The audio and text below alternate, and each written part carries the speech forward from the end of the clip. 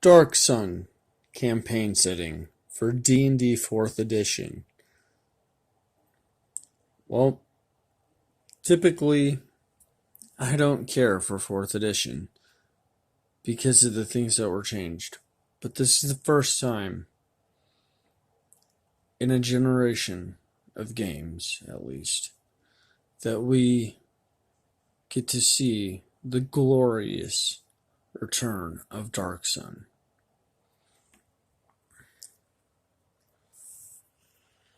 The themes for Dark Sun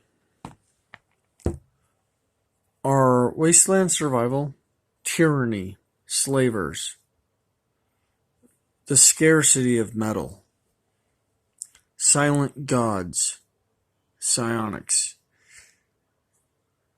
and tainted arcane magic that defiles and corrupts the world actively. This reminds me of Dune and Mad Max. Dune for its ecology, and Mad Max for the intense struggle for mere survival, without any of the benefits of the technology of those universes. This is 100% savage survival. As you can see, the equipment these characters wield are made from the remains of their enemies and from their surroundings. This is what it means to survive in Dark Sun.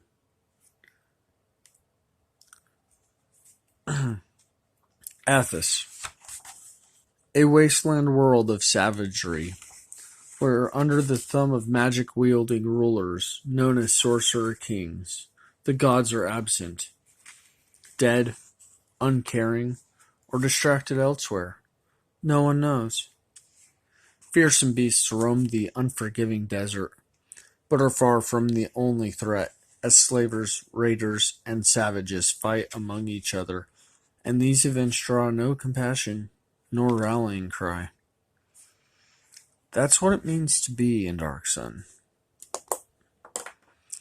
The key points for this are 10 heroic themes on pages 8 to 9, divine characters on page 9, 9 social orders on 12 to 14, 3 adversary types that you will commonly encounter on page 11, desperate causes on page 11, Athasian coinage on 14. How do they use coins if metal's so scarce, you ask? Ceramic.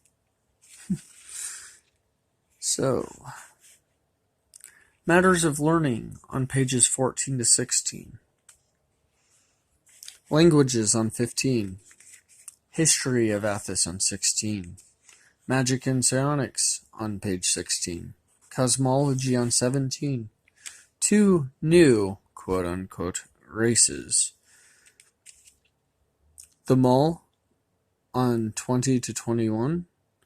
And the Thri-Kreen on 22 to 23. People of Athos on 24 to 30. 3 racial paragon paths on 31 to 33. 10 character themes in detail on 36 to 77.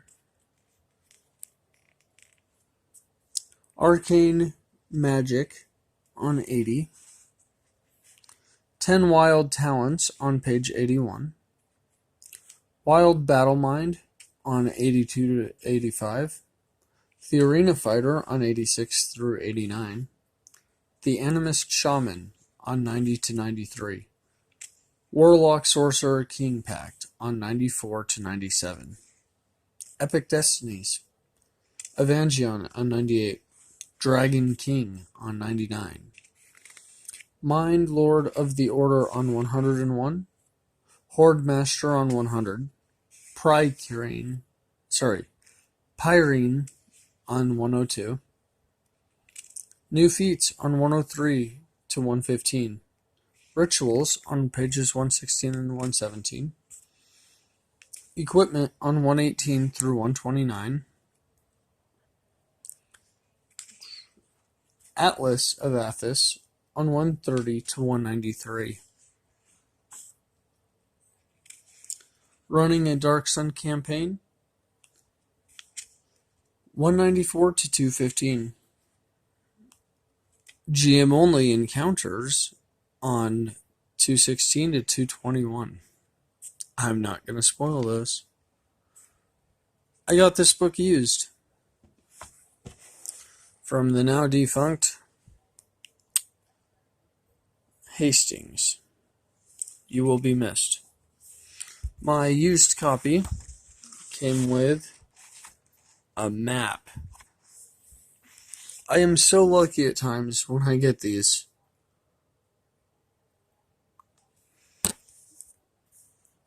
It's still in the book.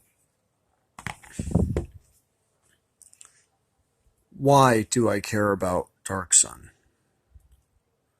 Because Dark Sun is the first time that I've ever encountered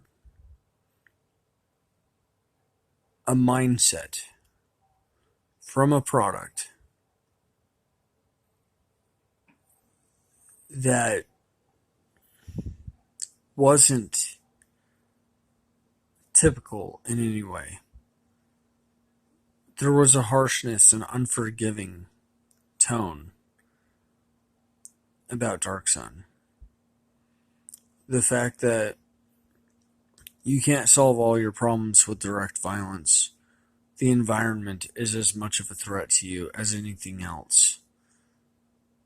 And the environment even threatens the things that threaten you.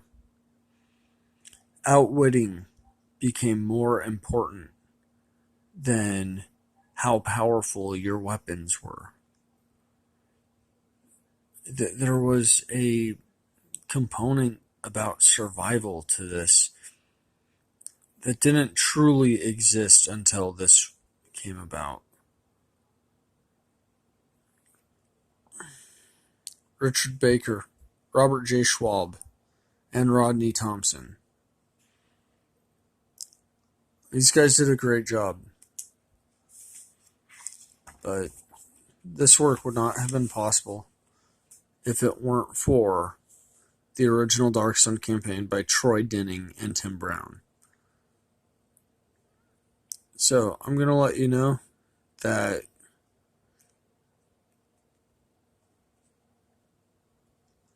I got the material I could. And even though it's 4th edition, I'm glad I have it.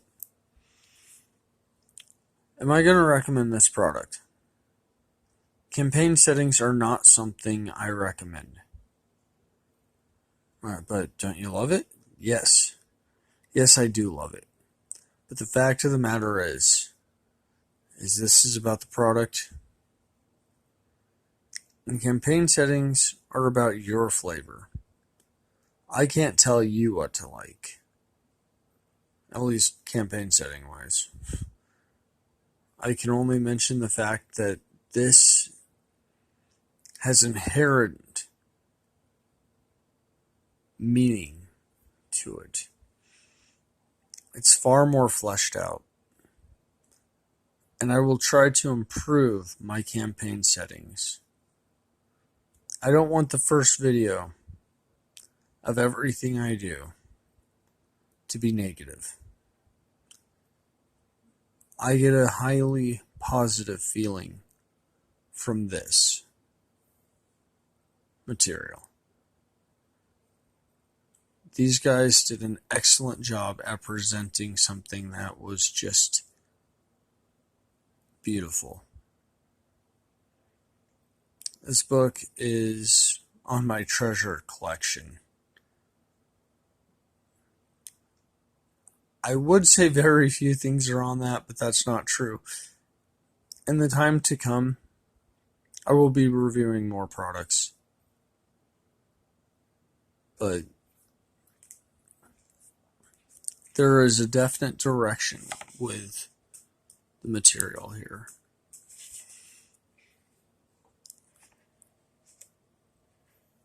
Everything about this, the layout, the design, is well thought out. I'll try not to waste any more of your time. Just know that finding a copy of this may change the way you think about environments. It may change the way you think about threats. What are your enemies after?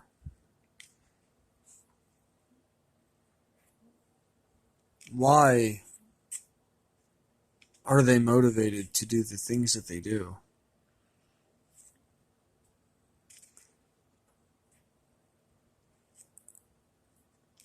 I want you to have the best campaign possible.